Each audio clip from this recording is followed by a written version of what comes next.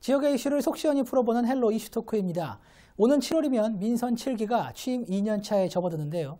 인천시가 조직 개편과 함께 대규모 인사를 단행합니다. 이번 조직 개편은 향후 시정 방향에 중요한 잣대가 될 전망인데요. 이번 조직 개편안 한 차례 시의회에서 보류되기도 했었습니다. 인천시 조직 개편 어떤 변화가 있는지 짚어보겠습니다. 함께 이야기할 두 분 모셨습니다. 안녕하십니까? 네, 안녕하세요. 네. 집권 2년차 앞두고 인천시가 대규모 인사와 함께 이제 행정조직 개편을 단행을 합니다. 국을 2개 늘리고 과를 5개 늘리는데요. 적지 않은 규모입니다. 먼저 이도영 소장께서 이번 조직 개편의 배경을 한번 짚어주시죠. 네, 지난 4월에 행안부에서 자치분권 강화 차원에서 지방자치단체의 행정기구와 정원에 관한 규정, 즉 대통령을 국무회의에서 통과가 되게 됩니다. 네네. 이에 따라서 기존 실국수의 20%가 증가되는 효과가 발생하게 되는데요. 네. 이에 따라서 인천시 같은 경우는 2개 국이 늘어나게 되는 효과가 발생을 하게 됩니다. 네네. 이에 따라서 이번 조직 개편에서 주택 녹지국과 건강체육국이라는 두 개 국이 늘어나게 됩니다. 네네. 기존의 문화관광체육국은 문화관광국으로, 또 환경녹지국은 환경국으로, 그리고 보건복지국은 복지국으로 명칭을 변경하게 되고요. 또 국에 따라서 과가 변경이 되게 됩니다. 5개 과가 신설이 되게 되는 효과가 나게 됩니다. 네. 이번 조직 개편으로 인천시 입장에서는 국장과 과장 자리가 대폭 늘어나는 효과가 발생을 하게 됩니다. 네. 또한 하반기에 공로 연수가 많이 지금 예정돼 있거든요. 그렇기 때문에 이번 7월 인사 개편은 조직 인사 규모는 대규모가 될 것으로 예상이 됩니다. 네, 알겠습니다. 그 조직 개편을 보면 시정 방향을 이제 가늠할 수 있는데요.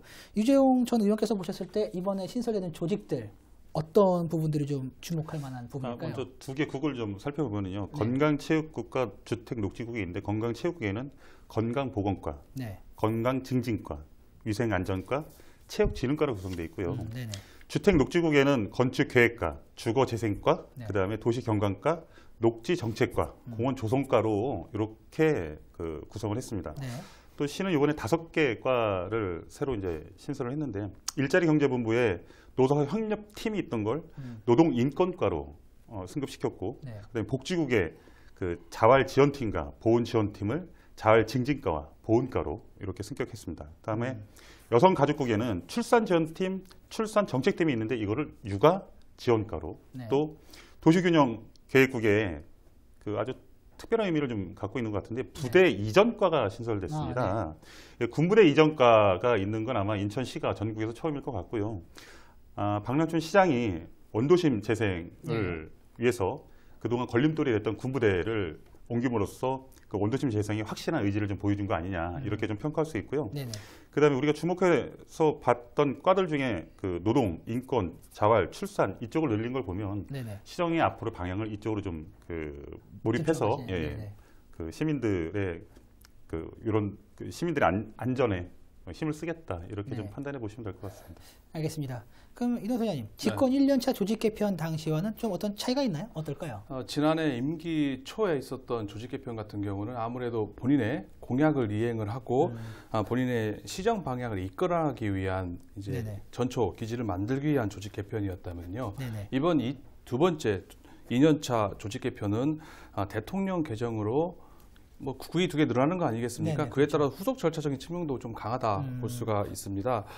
즉 국과가 늘어나게 되기 때문에 그야말로 승진자가 대폭 늘어나는 거 아니겠습니까? 네네. 공무원들에서는 사실 승진이 생명이거든요. 그렇죠. 그만큼 공무원, 공직사의 생동감, 활력이 넘치게 되는 효과가 날 수 있을 것 같고요. 네. 이에 따라서 집권 2년차를 맞이하는 박남춘 시정부에서 이와 함께 다음 2년차 정부를 준비하기 위한 의미의 조직 개편이라고 보면 될 것 같습니다. 네. 그런데 이번 조직 개편을 두고 말이 많았습니다. 네. 시의회에서 한 차례 이제 보류가 되기도 했고요. 그리고 시민사회단체에서도 이제 비판의 목소리가 나왔습니다. 특히 주택 녹지국의 경우 녹지 분야를 과연 개발 부서에 넣는 것이 맞느냐, 네. 이런 비판도 있었거든요. 이도영 소장께서는 이 부분 어떻게 생각하세요?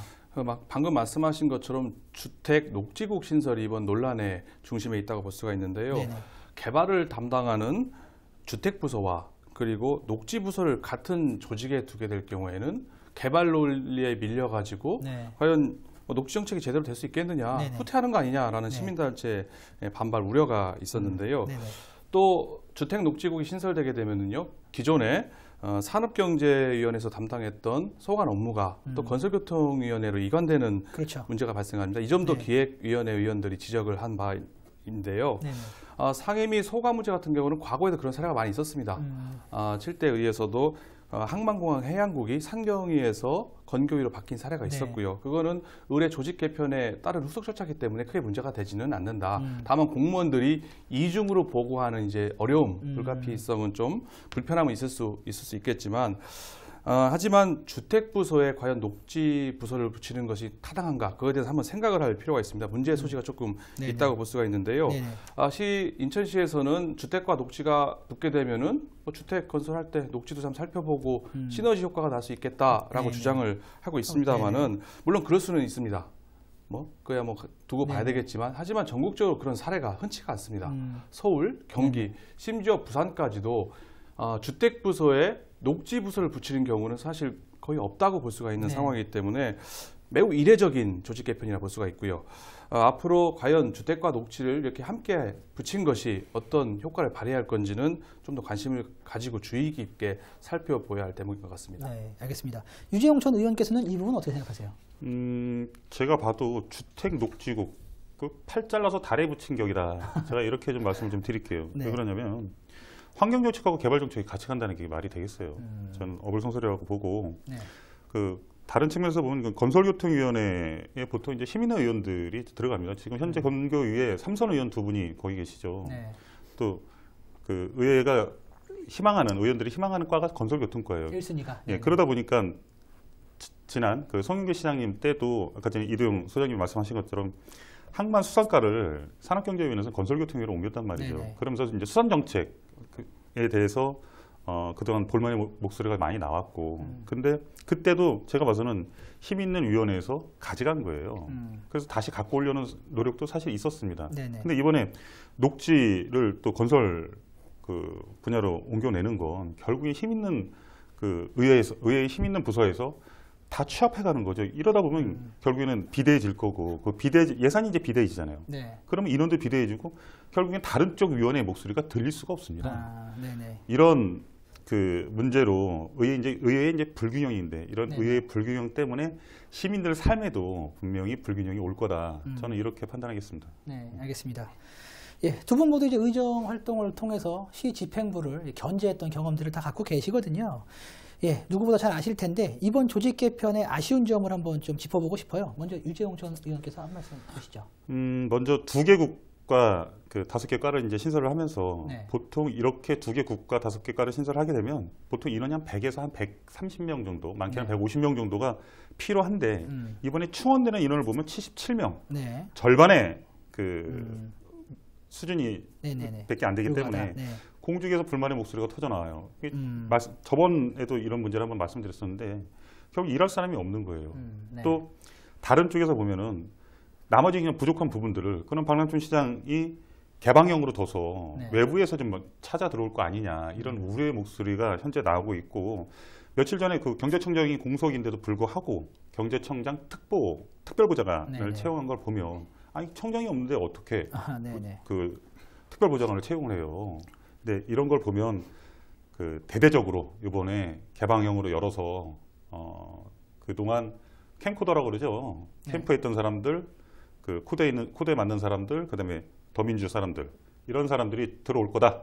이렇게 공직에서 판단하는 목소리가 나오고 있습니다. 네, 어떤 우려의 목소리 말씀 주셨고요. 알겠습니다. 이두영 소장님의 의견은 어떠신가요? 네, 이번 조직 개편에서 주택녹지국하고 건강체육국이 신설됐다고 하지 않았었습니까? 네네. 이질적인 부서가 하나의 부서로 이제 국으로 통폐합되다 보니까 좀 어색한 네이밍, 그리고 다른 지자체에서 유례를 찾을 수 없는 부서가 만들어지지 않았나, 이 점이 좀 아쉬운 점이라고 생각을 하는데요. 네. 앞서 언급한 대로 주택과 녹지 부분에 대해서는 이미 말씀드렸고요. 네네. 건강체육국 역시 좀 문제가 있다고 볼 수가 있습니다. 역시 보건과 체육부서가 통합된 건데요. 네네. 이 역시 타 시도에 비추어 볼 때 이례적인 네. 구성이라고 할 수가 있습니다. 서울과 경기, 부산, 대구의 경우는 이 문화관광체육부서와 다 연계가 되어 있습니다. 네네. 서울시 같은 경우는 문화만 독립적으로 문화본부를 독립해서 했을 뿐이지 이 체육부서가 문화관광체육과 떨어져서 배치되는 경우는 거의 전무하다 볼 수가 있거든요. 네네. 중앙정부 역시 마찬가지입니다. 뭐 국회 역시 마치 국회 네. 문화관광체육부 역시 마찬가지라고 할 수가 있는데요. 인천에 이런 새로운 뭐 부서 통폐합 시도가 좋은 결과가 낼지는 좀 두고 봐야 되겠지만 저는 좀 회의적이지 않나. 왜냐하면 이게 각 시도 간에 만나서 업무 협의랑 회의할 때 또 부서가 안 맞는 문제가 또 발생하기도 합니다. 네, 그렇죠. 이런 점에 비춰볼 때 조금 더 신중한 부서 통폐합을 했으면 하는 아쉬움이 좀 남습니다. 알겠습니다. 그런데 일부에서는 조직 개편과 이제 인사를 통해 정무직 자리가 대거 늘면서 자기 사람 자리 만들어주기 아니냐는 말까지 벌써 나오고 있는 것으로 알고 있습니다. 예, 유재영 전 의원께 좀 여쭈고 싶어요. 실제로 어떻습니까? 과거에 비해 정무직이 늘었습니까? 많이 늘었죠. 이번 정부에서 더 극심하게 일어나고 있는데 그 이유는 이렇습니다. 국회에서 공무원연구법이 개정됐습니다. 네. 그 계약직으로 일하시는 분들이 그동안 20년 이상 일을 하시면 네네. 연금을 받게 돼 있었어요. 근데 이게 네네. 10년으로 줄었습니다. 음. 그러다 보니 지방선거에서 그 전국을 다 싹쓸이한 그 캠프에 있던 사람들이 지금 현재 4급, 네. 5급, 기존에는 4급, 5급 정도에서 들어왔었단 말이죠. 근데 지금은 그 밑에 7급, 6급 여기까지도 다 들어오는 거예요. 그래서 공중에서 볼멘의 소리가 많이 들리고 있고 현재 인천시도 5급 이상의 5급 이상 되는 직책에 30에서 40명 정도가 지금 들어와 있습니다. 현재. 네네. 자, 공무원 입장에서는 공직의 자리를 이 사람들이 다 채우고 있기 때문에 이렇게 생각을 하죠. 내가 진급해서 올라갈 자리인데 외부에서 들어와가지고 그 자리를 다 채우고 있으니 실제 조직 개편이 있음에도 지금 그 공직에서는 시큰둥한 이런 반응을 좀 보이고 있고요. 네. 이것도 아까 전에 우리 이도영 소장이 말씀하신 것처럼 얼마 전에 그 국무조정위에서 어쨌든 공무원의 정수의 20%를 늘리게 한 것도 결국에는 이런 캠코더 인사들이 들어올 수 있는 길을 열어준 계기가 된 거 아니냐 이런 비난의 목소리가 있습니다. 문을 열어준 것이 아니냐, 예. 늘린 것이 아니냐. 네, 알겠습니다. 알겠습니다. 이도영 소장께서는 생각이 어떠세요? 박남춘 시장 인사 스타일상 우려가 있다고 보세요? 어떠세요? 저는 유재영 전 의원님 의견에 좀 동의하기 어렵다라고 네. 말씀드리고 싶은데요. 정무직 자리가 늘었다는 비판을 할 수는 있습니다. 하지만 그거에 대한 정확한 수치, 데이터를 객관적인 자료를 제시하기가 사실 어렵거든요. 네. 실제 송영길 시정부 때 한 시민단체에서 뭐 본인의 측근 인사 그리고 정무직 인사를 언론에 보도된 적이 있었습니다. 그때도 뭐 맞다 아니다라고 논란이 있었는데요. 그 이후에 유정복 시장 그리고 전 시장 그리고 박남춘 시장 재직 시절에 과연 정무직이 얼마큼 늘었느냐 구체적으로 사실 심정적으로는 느낄 수 있을지 모르겠지만 구체적이고 객관적인 데이터를 제시하기는 사실 조금 어려운 면이 있기 때문에 박남춘 시장의 정무직 인사에 대해서 많이 늘었다라고 하는 것은 조금 성급하지 않나라는 생각을 제가 개인적으로 하고 있고요.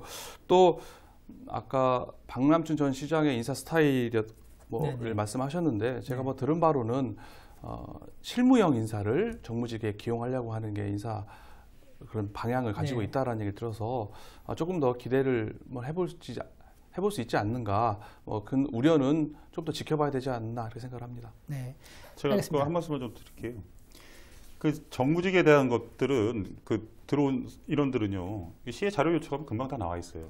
또 실제 제가 공직에 계신 분들하고 직접 그 통화하면서 지금 들어온 인원을 확인하고서 제가 지금 말씀을 드리는 거고 현재 밑에 하부 조직까지 하면은 한 80명 정도가 들어왔다라는 얘기가 있는 게 지금 현실입니다. 예, 거기까지 말씀. 근데 그게 되려면은 말씀하시게 되려면은 이제 박남춘 시정부 때 정무직 인사가 어떻게 몇 명, 그리고 유정복 시장의 몇 명 이런 객관적인 자료가 있어야 그걸 가지고 비교를 해야지. 그냥 추상적인 것보다는 구체적인 자료를 제시해야 된다. 비교를 할 수 있는 이런 얘기가 들리는 거예요. 어쨌든 그 기존에 공무원연구법이 이제 10년으로 이제 단축되면서 기존에 6년, 7년, 8년 했던 분들이 이걸 마치기 위해서 대거 들어오고 있다.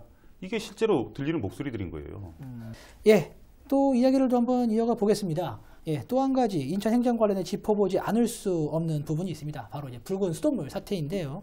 박남춘 시장은 지난 17일과 18일 이틀에 걸쳐서 기자회견을 열고 시민들에게 사과를 했습니다.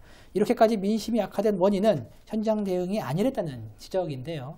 유재영 전 의원께서는 가장 큰 원인, 이번 사태의 가장 큰 원인은 뭐라고 생각하세요? 원인을 은폐한 게 원인이에요. 은폐했다. 네. 왜 그러냐면 제가 산업경제위원회에 있으면서 상수사업본부를 직접 운영을 했었습니다. 4년 동안 그동안.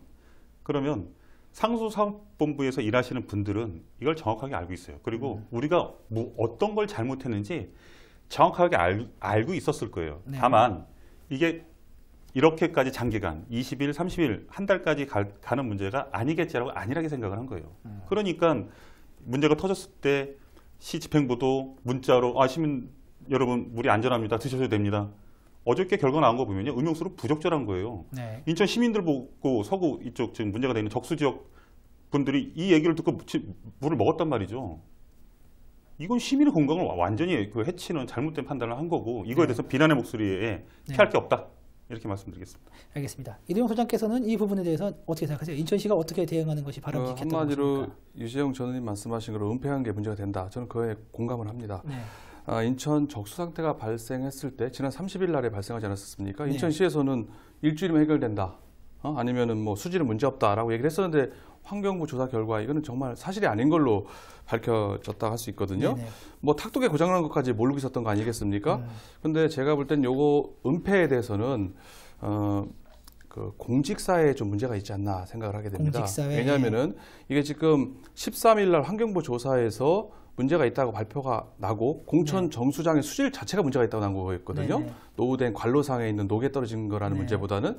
그래서 14일 날 바로 그 공천 정수장을 정화 작업을 들어가게 됩니다. 네네. 그러고 나서 17일 날 박남춘 시장이 긴급 기자회견을 하는 자리에서 뭐 사과를 하고 뭐 잘하겠다 했는데 그 다음 날 환경부 조사에서 탁도계가 고장냈다라는 얘기가 네. 나오고 총체적인 부실이다, 100% 인재다라고 나왔단 말이에요. 그렇죠, 네. 근데 그 전날까지 박남춘 시장이 탁도계 고장난 거 보고조차 못 받았다는 거예요. 네네. 즉 이거는 뭐 인천시 전체의 책임, 박남춘 시장의 책임으로 기결은 되지만 이 조직사회가 박남춘 시장까지 지금 1년의 이 기간 동안 상수사업본부 공직사회에서 시장 정점에서 보고가 제대로 되지 않는 허위 보고, 부실 보고 이런 문제가 발생했기 때문에 궁극적으로 지금 인천시가 이런 사태까지 오게 된 거거든요. 네네. 결국 은폐 뭐 일차적인 책임은 공직사회의 이런 만연된 뭐 풍조들, 네네. 무사 안일주의가 한몫을 하게 됐고 그걸 총체적으로 이런 공직 분위기를 쇄신하거나 인적 개편을 통해서 하지 못한 박남춘 시장에 대해서도 일정 부분 책임을 묻지 않을 수 없다라고 생각을 합니다. 이 원인으로 여러 가지가 지목되고 있지만 앞서 이동영 소장께서 말씀 주셨지만 상수도가 노후 문제가 근본 원인이 아닐까 싶습니다. 상수도의 열악한 인프라 문제인데 과연 이를 지자체 차원에서 막을 수 있는 문제인 것이냐 하는 의문도 듭니다. 정부 차원에서도 적극적인 대응이 필요할 것 같은데요. 이동영 소장님 앞으로 어떻게 수습해 나아가야 한다고 보세요? 앞서 좀 전에 방금 말씀드렸는데요. 이게 여러 가지 총체적인 문제 아니겠습니까? 네. 지금 노후 관로의 문제로 예상을 했었는데 지금 필터 성분 분석을 해본 결과 알루미늄하고 망간이 나왔단 말이에요. 그 얘기는 결국 물때의 성분이 된 거예요. 결국은 노후된 관로상의 문제가 아니라 즉 거기에 있는 물때, 그러니까 수질 관리를 잘 못했다는 책임이 관리. 있다고 보여지고요. 네. 또 그런 과정 속에서 공직자 그리고 상소사업본부, 공천 정수사업소에서 이런 관리를 제대로 하지 못하고 이런 보고 체계, 결국 그 피해는 고스란히 시민이 떠안게 된 거였거든요. 이번 우리가 지금 조직 개편에 대해서 이야기를 했는데 조직 개편도 중요합니다. 그리고 제대로 만들어 놓고 또 거기에서 일하는 공무원들의 기강, 그리고 일할 수 있는 공무원들 얼마만큼 뭐 아까 말한 보고 체계가 제대로 되지 않으면은요 제대로 된 대응도 할 수가 없는 거 아니겠습니까? 네. 이런 점에 있어서 이번에 인적 쇄신 조직 개편을 통해서 이런 문제가 발생하지 않도록 좀 만전을 기울여야 된다 이렇게 생각을 합니다. 알겠습니다. 유재용 전 의원께 마지막 질문 드릴게요. 예. 박남춘 시장은 이번 일을 계기로 행정 전반의 시스템을 바꾸겠다고 밝혔습니다. 이번 사태가 인사나 조직의 개편 영향을 미칠 것으로 보세요? 어떻게 보세요? 생각은 바꾸려고 하겠지만 결국은 안 바뀔 거라고 먼저 말씀을 좀 드리겠습니다. 왜 그러냐면 공직은 시스템으로 돌아가는 겁니다. 네. 그리고 이걸 한 번에 확 바꾸면은요 공직 자체가 다 올수록되는 거예요. 박남춘 시장님도 이 내용을 잘 알 것이고 또 인천광역시에 있는 공직에 계신 분들이 수십 년 동안 그 시스템에 맞춰서 왔어요. 과실이 있는 부분, 지금 이런 과실이 있는 부분들은 아까 전에 말씀드렸지만 간극의 차이, 그 소통의 차이를 얼마나 줄이냐가 문제가 터졌으면 시장 이러이러해서 문제가 터졌고 빠른 대처는 이게 맞습니다. 이건 저희가 잘못했습니다. 이렇게 보고가 올라와야 되는데 이걸 다 은폐하잖아요. 자, 이런 차원에서 인사 시스템을 전체로 바꾸겠다 말은 하셨지만 쉽지는 않을 거다 이렇게 말씀드리겠습니다. 알겠습니다. 시간 관계상 오늘 이야기는 여기까지만 나누도록 하겠습니다. 두 분 오늘 말씀 감사합니다. 고맙습니다. 네. 네, 이번 시간에는 인천시의 조직 개편과 붉은 수돗물 사태에 대해 이야기 나눠봤습니다. 시청해주신 여러분 고맙습니다.